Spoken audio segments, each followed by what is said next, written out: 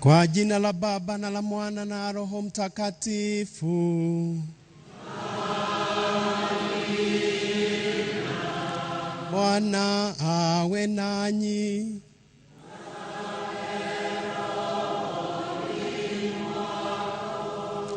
Tumsifu Yesu Kristo. Tumsifu Yesu Kristo tena. Nawakaribisha sana katika parokia hii, haswa wana Royal Media Services, Inoro TV, Citizen TV na Ramogi TV. Nawakaribisha sana kila mmoja wetu katika parokia hii ya Mtakatifu Francisco wa Asizi Limuru. Leo tunatafakari kuhusu njia ya msalaba, na tunatafakari maisha ambayo Yesu alipitia, maisha ya mwenye heri. Lakini hata kama alipitia changamoto, mwisho kabisa ni kwamba alishinda mauti, alishinda mateso, akafufuka. Kwa hiyo basi, nasi kila mmoja wetu msalaba ambao tuko nao tukabidhi mikononi mwa Mwenyezi Mungu, atupe nguvu ili tuweze kustahimili yale yote tunayoyapitia katika maisha yetu. Ndugu zangu, tujute dhambi zetu ili tupate kustahilishwa kuadhimisha ibada hii takatifu ya misa.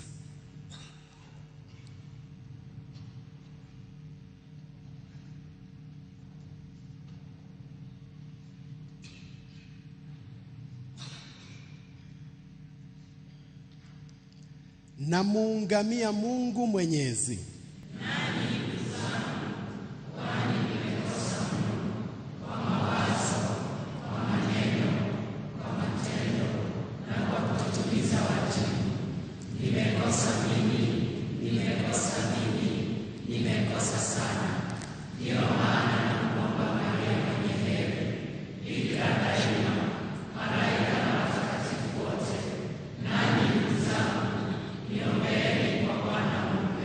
Mungu Mwenyezi atuhurumie, atusamehe dhambi zetu, atufikishe kwenye uzima wa milele. Amen.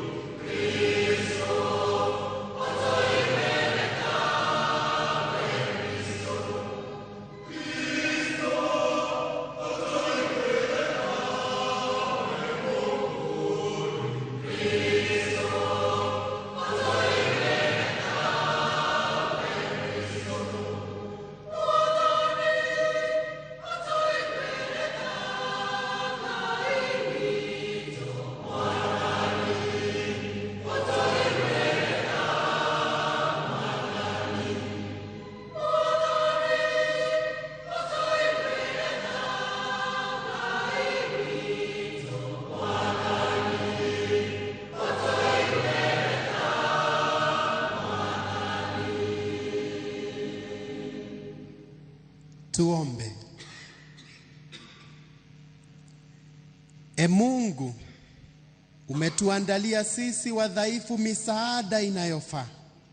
Tunakuomba utujalie tupokee kwa furaha tunda la ukombozi wetu, na tulizingatie kwa mwenendo wa uchaji. Kwa njia ya Bwana wetu Yesu Kristo mwanao, anaishi na kutawala nawe katika umoja wa Roho Mtakatifu, Mungu daima na milele.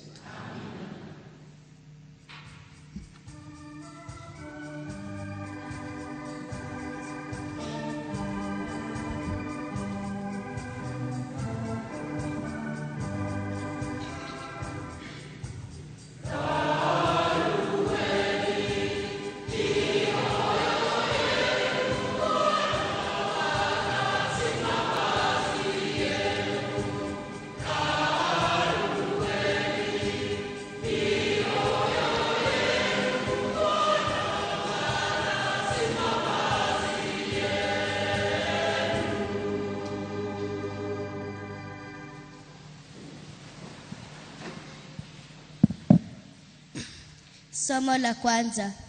Somo katika kitabu cha Hekima. Watu waovu walisemezana wao kwa wao wakiwaza kwa namna isiyo nyofu. Na tumvizie mwenye haki, kwani anatuletea usumbufu. Maana anampiga matendo yenu. Pia anayashutumu makosa yetu dhidi ya sheria, na kutulaumu kwa kukosa dhidi ya malezi tuliyopewa. Anatangaza ya kuwa anamjua Mungu, naye hujiita mtumishi wa Bwana. Ametuia karipio la nia zetu, hata kumtazama ni uzito kwetu, kwa sababu maisha yake siyo sawa na ya wengine, na tofauti kabisa ni mapito yake. Tuhesabiwa naye kama fedha bandia. Anajitenga na njia zetu kama na uchafu. Anasema heri ndiyo mwisho wa wenye haki, na kujigamba ya kuwa Mungu ndiye baba yake. Na tuone kama maneno yake ni kweli, na tuyachunguze yatakayompata katika mwisho wake. Maana ikiwa mwenye haki ni mwana wa Mungu, Mungu atamsaidia na kumuokoa katika mikono ya wapinzani wake. Tumchunguze kwa jeuri na mateso, tupate kujua upole wake na kujaribiwa ustahimilivu wake. Na tumhukumu kifo cha aibu, maana kadiri ya maneno yake hatakosa kujiliwa na ulinzi wa Mungu. Walifikiri hayo wakadanganyika, maana ubaya wao uliwapofusha macho, nao hawakujua siri za Mungu, wala hawakutumaini kwamba uadilifu utapata thawabu, wala hawakuzingatia tuzo ya roho zisizo na hatia. Neno la Bwana.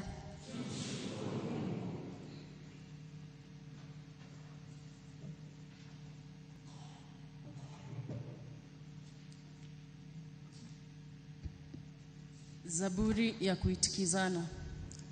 Bwana yupo karibu na wale waliovunjika moyo.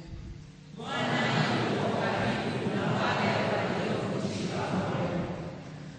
Bwana yupo karibu na wale waliovunjika moyo.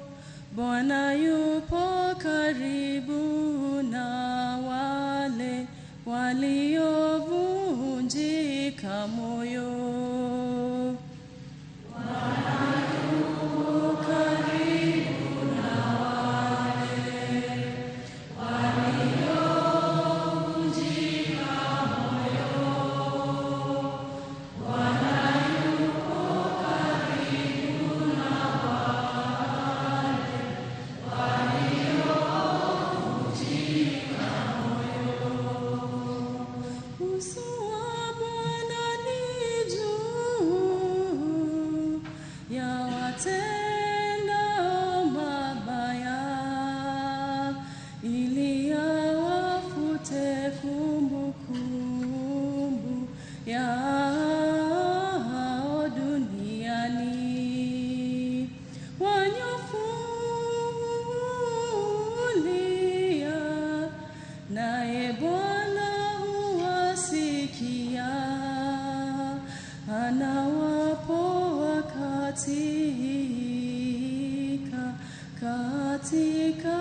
kwa shida zao zote.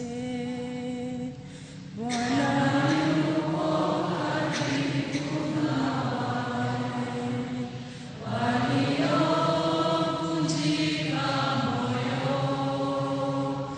Bwana yuko karibu na wale waliovunjika moyo. Bwana yu karibu nao waliopondeka moyo, huwaokoa wale ambao wamevunjika moyo. Mateso ya mwadilifu ni mengi, lakini Bwana humwokoa katika yote. Bwana yuko karibu na wale waliovunjika moyo. Bwana yuko karibu na wale waliovunjika moyo. Mungu huilinda mifupa yake yote, hata mfupa mmoja hautavunjika. Bwana ni Mwokozi wa roho za watumishi wake, na kamwe hakuna amkimbiliaye Mungu ambaye atapatilizwa.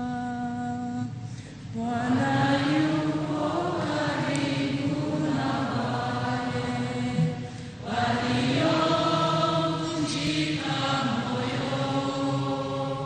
Bwana yuko karibu na wale waliovunjika moyo. Bwana yupo karibu na wale waliovunjika moyo. Bwana yupo karibu na wale waliovunjika moyo. Bwana yupo karibu na wale waliovunjika moyo. Bwana yupo karibu na wale waliovunjika moyo.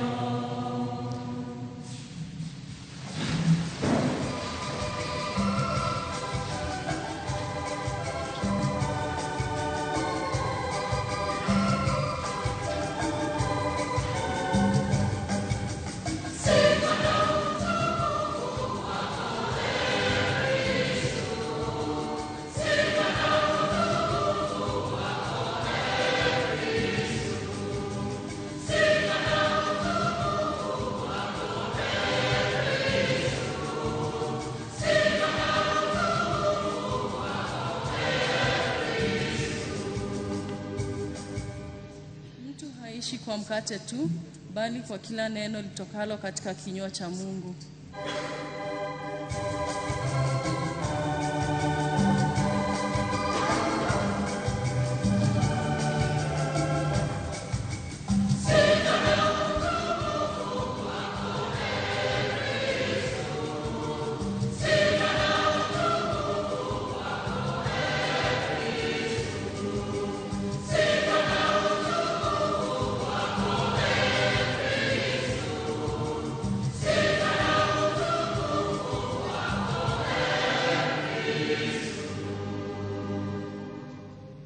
Bwana awe nanyi.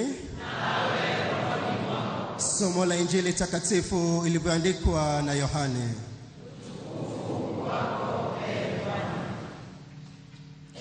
Wakati ule Yesu aliitembelea nchi ya Galilaya, lakini hakutaka kutembelea Yudea kwa sababu Wayahudi walitafuta nafasi ya kumuua. Sikukuu ya vibanda ya Wayahudi ilikuwa karibu, lakini baada ya ndugu zake kwenda kuhudhuria sikukuu, naye akaenda, lakini sio hadharani, ila kwa siri. Hapo baadhi ya watu wa Yerusalemu walisema, "Je, si huyu wanayetaka kumuua? Tazama, hapa anasema hadharani, nao hawamjibu neno. Je, wazee wamemtambua kweli ya kuwa huyu ni Mesaya? Lakini huyu tumemjua ametoka wapi. Atakapokuja Masia, hakuna atakayejua alikotoka." Hapo katika mafundisho yake hekaluni, Yesu alipaza sauti akasema, "Mimi mnanijua na mmejua nilikotoka, lakini sikuja kwa amri yangu, ila yeye aliyoko kwa hakika amenituma. Nanyi hamjui, mimi nimemjua, kwa sababu nimetoka kwake, ni yeye aliyenituma." Papo hapo walitaka kumkamata, lakini hakuwako mtu aliyenyosha mkono, kwa maana saa yake ilikuwa haijawadia bado. Injili ya Bwana.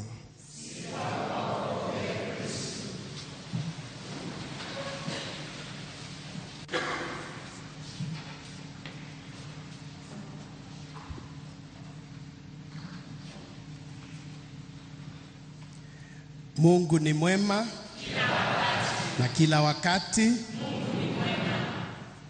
Tumshukuru Mwenyezi Mungu ambaye ametupa nafasi hii, ikiwa leo ni Ijumaa ambayo tunakumbuka Ijumaa Kuu ambayo Bwana wetu Yesu Kristo alitoa uhai wake, na pia ni Ijumaa ambayo tumepewa sisi kama Wakenya tuweze kuwa na muda wa kupumzika, tujiunge na ndugu zetu Waislamu wanaposherehekea sherehe hii yao.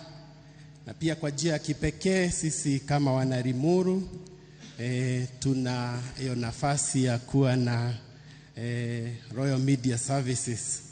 Sijui kama mmefurahi ama sura zenu zinaonekana ni kama mko serious sana. Mmefurahi ama hamjafurahi? Basi tuwapigie makofi kwa wageni wetu. Wageni ni baraka.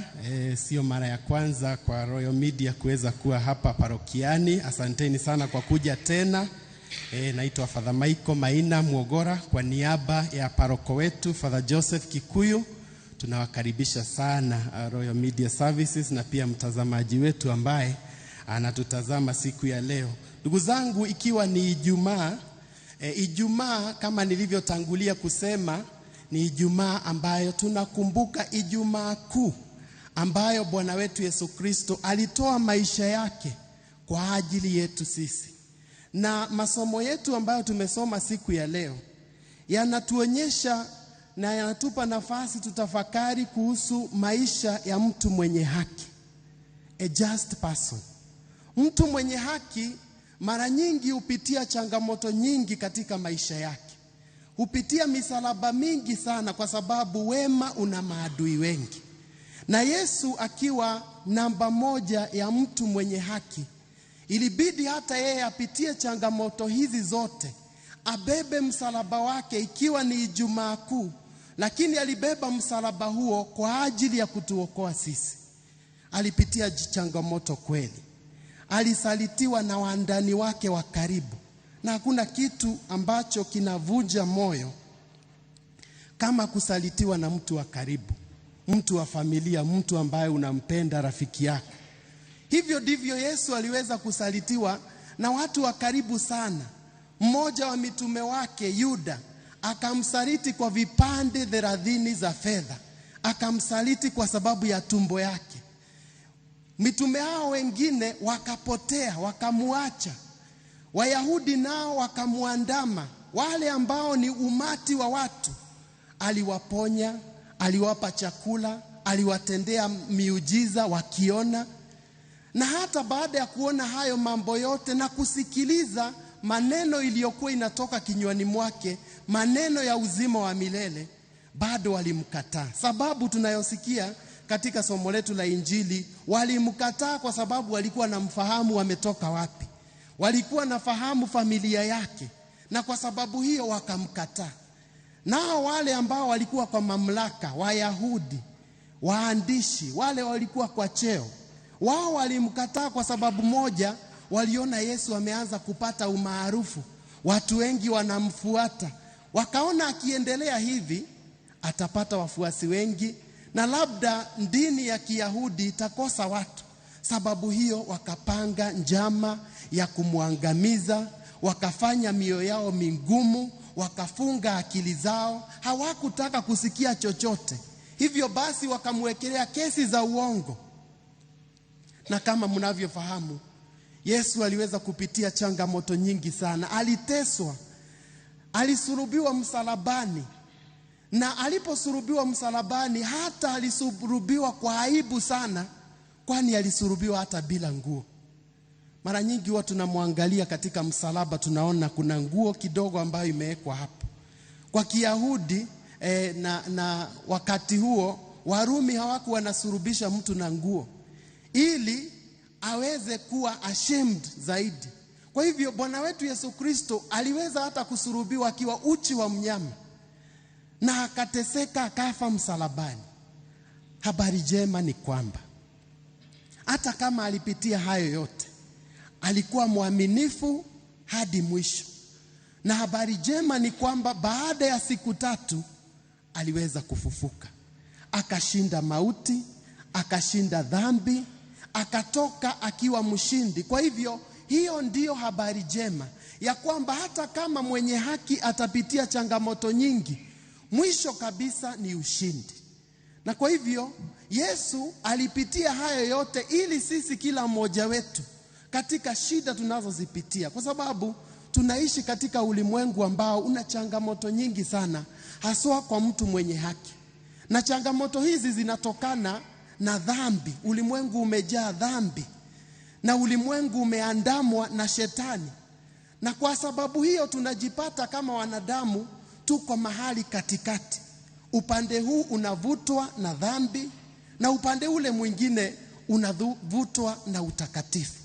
Upande huu unapata kwamba kuna ufalme wa Mungu na watu wa Mungu na watakatifu. Upande huu mwingine unapata ni yule ibilisi muovu, kuna waandani wake ambao wanaendeleza dhambi na mipango ya shetani. Kwa hivyo tunajipata katikati. Kuna giza upande mwingine na kuna mwanga upande mwingine. Tunajipata sisi kama wanadamu tuko katika huo mvuto. Hujui uende upande wa Mungu ama upande wa shetani. Mungu mwenyewe, habari njema ni kwamba kwa sababu ya upendo alitupa uhuru. Ukipenda mtu unampa uhuru. Huwezi penda mtu alafu umlazimishe akupende. Mungu mwenyewe kwa sababu hiyo alitupa uhuru wa kumpenda na kumchagua kwa hiari. Na kwa wale ambao wanamchagua anawapa zawadi ya Roho Mtakatifu, ili katika mvuto huu wa dhambi na shetani au tuweze kuchagua lile lilo nzuri. Lakini kwa wale ambao hawamchagui Mwenyezi Mungu, wanajipata peke yao na dhambi na shetani inawaandama. Wanajipata katika hatua ambayo Mtume Paulo anasema katika barua yake ya Warumi 7:20. Anasema ya kwamba wema anaujua na anaupenda, lakini mara nyingine wema huo anashindwa kuufanya. Ama uovu anaufahamu, lakini mara nyingine anajipata anafanya uovu huo. Kwa sababu nini? Mtume Paulo anasema ni kwa sababu dhambi iko ndani yake. Na dhambi inatawala ulimwengu. Hiyo basi ndio maana Bwana wetu Yesu Kristo akafa msalabani, akamwaga damu yake ili atutakase, akatutumia Roho wake Mtakatifu atutie nguvu tuweze kustahimili haya mambo ya dhambi na shetani. Kwa hivyo ni vizuri ndugu zangu, katika ulimwengu huu tuweze kumwamini Mwenyezi Mungu sana, kwa sababu ulimwengu huu unaandamwa kabisa na shetani. Hata unapata mara nyingine watu wale tunashabikia sana, ukifanya kitu kizuri mara nyingi hata hakijulikani, lakini unapotenda kitu controversial, mfano ukitaka kujulikana siku ya leo, hata utende mambo mengi mazuri, unapata kwamba hakuna mtu anajua. Lakini ukienda sokoni utoe nguo, sifu Yesu Kristo, utaona kila mtu ametoa simu ili akuchukue. Jioni utakuwa una trend, utakuwa unajulikana kila mahali. Mara nyingi kwa sababu hii ndio hali ya ulimwengu. Hata unapata kwamba watu ambao tunafurahia kwamba ni maarufu, ama hata viongozi ambao huwa tunashabikia sana, tuko wakati ambao viongozi wanaitisha viti tofauti tofauti. Lakini ukiangalia viongozi ambao tunawachagua, mara nyingi tunachagua wale ambao wamefaulu, wale ambao wako na shahada ya matusi. Sifu Yesu Kristo. Yule ambaye anatukana vizuri tunasema tunamshabikia. Hata wengine wenu huwa nawaona kwa TV mkipiga makofi wakati kiongozi mwingine anatukanana. Sifu Yesu Kristo. Na ikitokea ya kwamba kuna kiongozi mwingine anatukana zaidi ya huyo, tena tunahamia, tunaenda kwa yule anatukana zaidi. Sifu Yesu Kristo. Uovu unashabikiwa sana, na tunapata kwamba ili basi uweze kufaulu, naye unaamua kufanya uovu. Lakini Yesu anatuambia ya kwamba hata kama tunaona uovu umekithiri, sisi kama Wakristo tubaki tukiwa tumesimama. Unaona, hata wakati mwingine hao viongozi tukiamua siku ya leo tutachaguana, tuna watu ambao hawana tamaa, tuna watu ambao ni wazuri, lakini tutaendea wale ni wezi. Sifu Yesu Kristo. Tutasema huyu mwizi, acha tumtume akatuibie, atuletee. Sifu Yesu Kristo. Lakini cha kushangaza ni kwamba akifika kule anaungana na wezi wenzake, wanatuibia sisi wote, badala ya walete wanaungana, alafu wanatengeneza a gang of thieves. Sasa wana protect kile ambacho wako nacho, tunaishia kuwa maskini. Hivyo ndivyo ulimwengu ulivyo. Ni vizuri tuhakikishe kwamba tunachagua wale ambao ni watu ambao wana haki. Tumesikia katika somo letu la kwanza ambalo tumesoma kutoka kitabu cha Hekima, tunasikia jinsi waovu wameungana, wametengeneza gang. Na hao waovu wanasema, wacha sasa tumuangamize mtu mwenye haki. Anajifanya anapenda Mungu sana, anajifanya yeye ni mtakatifu, mienendo yetu haendani nayo, anatuona sisi ni kama watu wachafu. Sasa hivi wacha tumtafute, tumuangamize, tuone kama Mungu huyu ambaye anasema anampenda atamtunza. Wanaungana, na tunaambiwa ya kwamba wanapoungana hivi wanajiunga kwa upande wa dhambi, upande wa ibilisi. Sisi tunaalikwa kama Wakristo tusiende mlengo ambao hauna imani, sio wa Kikristo. Na tunaambiwa wakati hawa waovu wanaungana kuweza kumnyanyasa yule ambaye ni mwenye haki, wakati huo Zaburi tumesomewa tukaambiwa, wakati huo mwenye haki anapoteswa, wakati huo ndipo Mungu yuko karibu naye. Somewa vizuri sana na kaimba vizuri sana ya kwamba Bwana yu karibu na wale waliovujika moyo, na Bwana huwalinda wale wote ambao ni waadilifu. Mara nyingi anaweza akaonekana mwenye haki anateseka. Tunaweza tukaona mwenye haki hapa ulimwenguni hafaulu. Hata utasikia watu wengine wakisema ya kwamba ukitaka kufaulu, be a bad girl or be a bad boy, kwa sababu kuwa good haina manufaa yoyote. Sifu Yesu Kristo. Lakini ukweli ni kwamba hata kama ukiwa bad girl or bad boy na uweze kupata hata pesa nyingi sana na utajiri mwingi sana, ukweli ni kwamba chochote ambacho tumepata ambacho sio cha halali, sio cha haki, chochote ambacho tumepata sio jasho yetu, ama tumepata sio ni mali ya dhambi, hata tukikifurahia na tukipate, hicho sisi wenyewe hatuwezi tukakifurahia kwa sababu sio chetu. Proverbs ama Methali 4:16 inasema ya kwamba hakuna mtu, there is no sleep for the wicked. A wicked person hawezi akalala. Na kwa nini anashindwa kulala? Ni kwa sababu ya maovu ambayo ametenda. Anaweza hata akakunywa pombe, anaweza akavuta sigara, atafute usingizi, lakini kwa kweli kwa sababu ya uovu alioufanya hawezi akapata usingizi. Hivyo ndivyo Proverbs huwa inatuambia, Proverbs 4:16. Lakini kwa yule mwenye haki, hata kama atateseka, Mungu yuko pamoja naye na Mungu yuko karibu. Na wale ambao ni waovu mara nyingi wanaweza pata utajiri mwingi, na mara nyingine kama tulivyosikia katika somo letu la kwanza ni kwamba wao hujidanganya ya kwamba hakuna maisha baada ya kaburi na ya kwamba ukifa umepotea.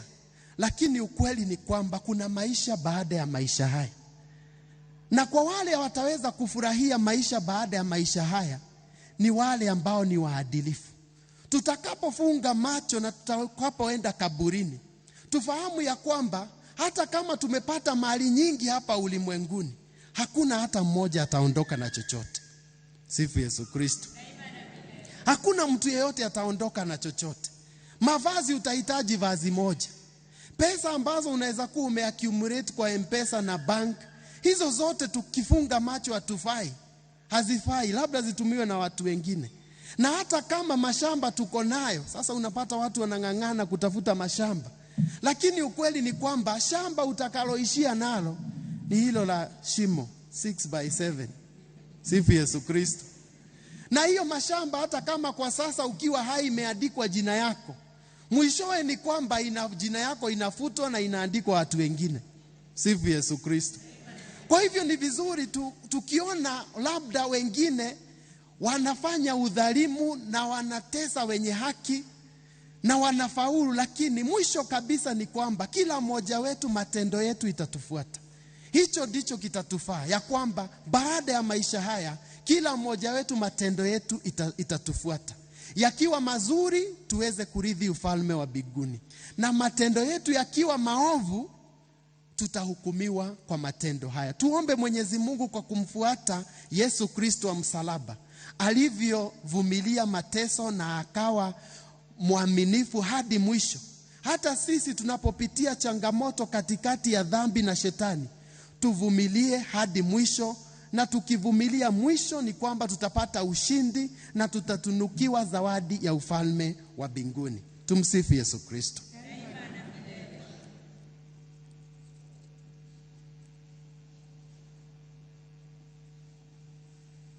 Wimbo wa sadaka.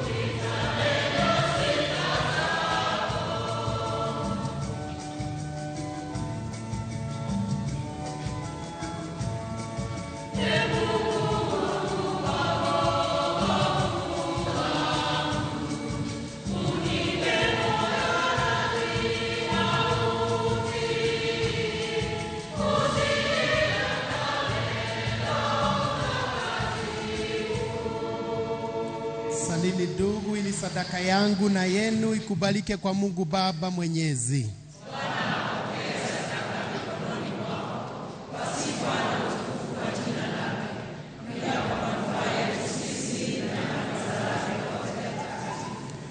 E Mungu Mwenyezi, dhabihu hii itufikishe kwenye chemichemi yake, hali tumetakata zaidi kwa uweza wako wenye nguvu, kwa njia ya Kristo Bwana wetu. Bwana we nanyi.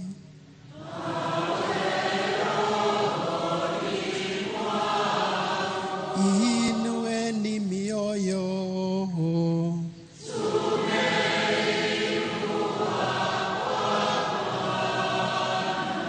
Tumshukuru Bwana Mungu wetu.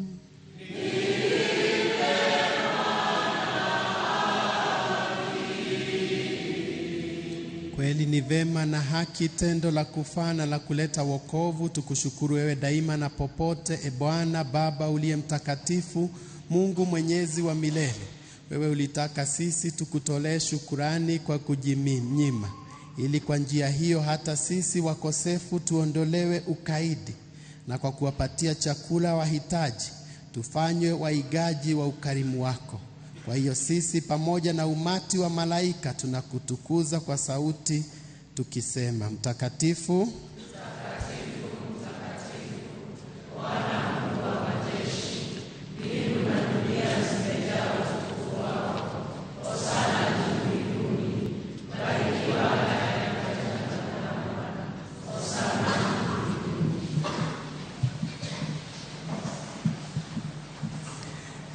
E Bwana, kweli umtakatifu na chemichemi ya utakatifu wote, tunakuomba uvitakatifuze vipaji hivi kwa nguvu ya Roho wako, ili viwe kwetu mwili na damu ya Bwana wetu Yesu Kristo. Yeye alipotolewa na kuingia kwa hiari katika mateso yake, alitoa mkate, akakushukuru, akaumega, na akawapa wafuasi wake akisema: twaeni mle nyote, huu ndio mwili wangu utakaotolewa kwa ajili yenu.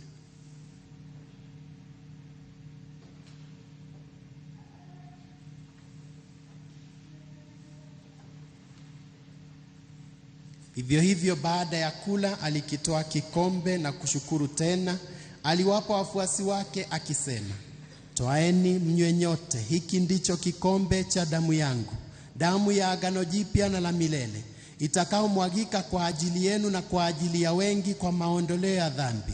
Fanyeni hivi kwa ukumbusho wangu.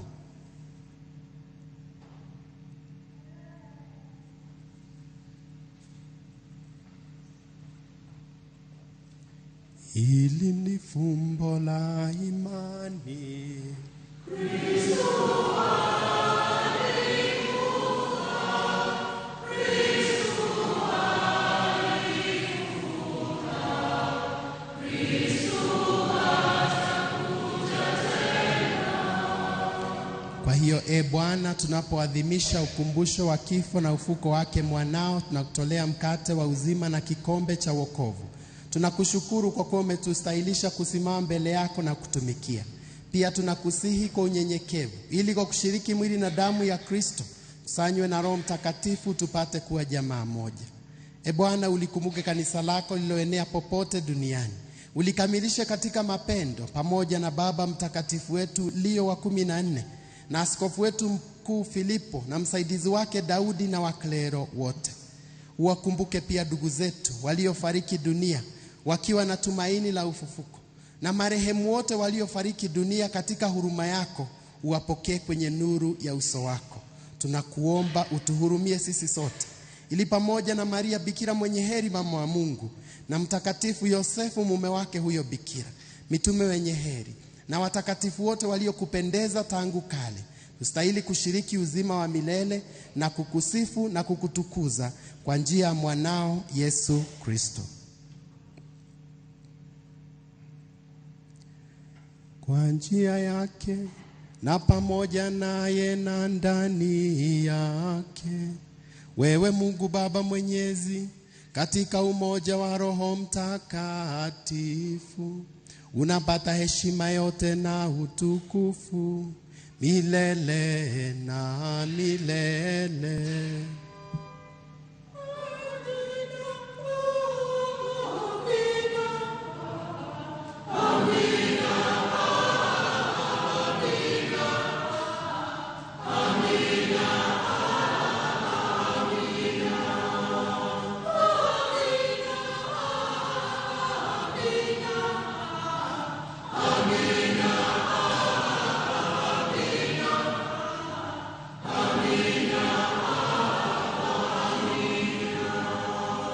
Na sasa kwa kulitii agizo la Mwokozi wetu Yesu Kristo na tukifuata mafundisho yake ya kimungu, tunadhubutu kusema: Baba yetu uliye mbinguni, jina lako litukuzwe, ufalme wako ufike, utakalo lifanyike duniani kama mbinguni. Utupe leo mkate wetu wa kila siku, tusamehe makosa yetu kama tunavyosamehe waliotukosea, usitie katika kishawishi, lakini Bwana, tunakuomba utuopoe katika maovu yote, tujalie kwa wema amani maishani mwetu, kusudi kwa msaada wa huruma yako tuopolewe daima na dhambi, wala sifadhaike na jambo lolote, tunapotazamia tumaini lenye heri na ujio wa Mwokozi wetu Yesu Kristo.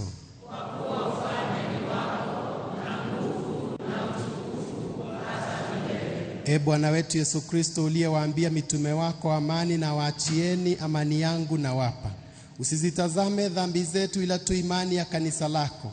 Pende kulijalia amani na umoja kama yalivyo mapenzi yako, naishi na kutawala milele na milele. Amen. Amani ya Bwana wetu Yesu Kristo iwe daima nanyi. Mwana kondoo wa Mungu,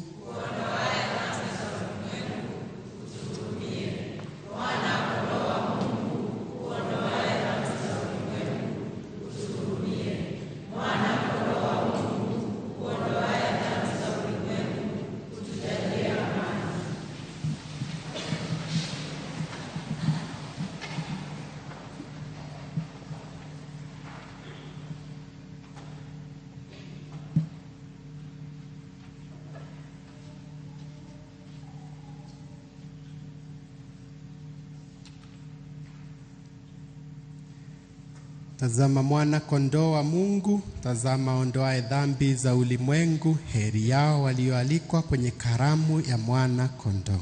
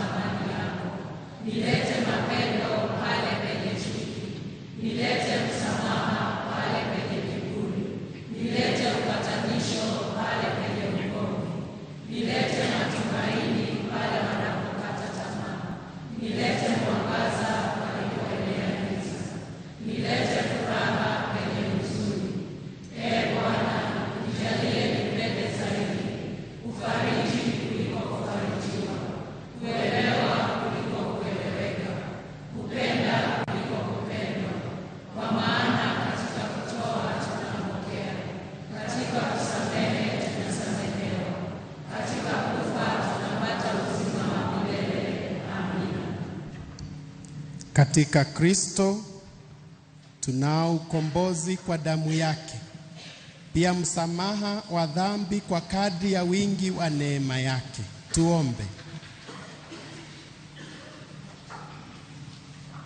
E Bwana, kama ilivyo kawaida yetu wanadamu kuacha ya kale na kuingia mapya, tunakuomba utujalie kuvua utu wa kale na kufanywa wapya katika utakatifu wa Roho, kwa njia ya Kristo Bwana wetu.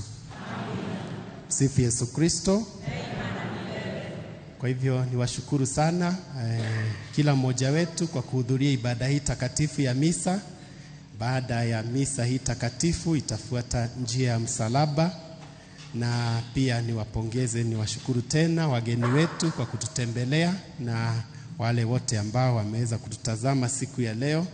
Asanteni sana wanakwaya na shemasi wetu Albert Wambua, catechist, watumishi na kila mmoja wetu ambaye ameshiriki, our sisters, na kila mmoja ambaye ameshiriki ibada hii takatifu ya misa. Asanteni, nawatakia Ijumaa njema, na tuendelee kila mmoja wetu kubeba msalaba wake kwa ujasiri, tukifahamu ya kwamba Mungu bado yuko pamoja nasi. Bwana awe nanyi. E Bwana, uwajaze watumishi wako na kwa rehema yako upende kuwalinda wanaotumainia msaada wa mbinguni, kwa njia ya Kristo Bwana wetu. Amen. Awabariki Mungu Mwenyezi, Baba, Mwana na Roho Mtakatifu. Amen. Nendeni na amani.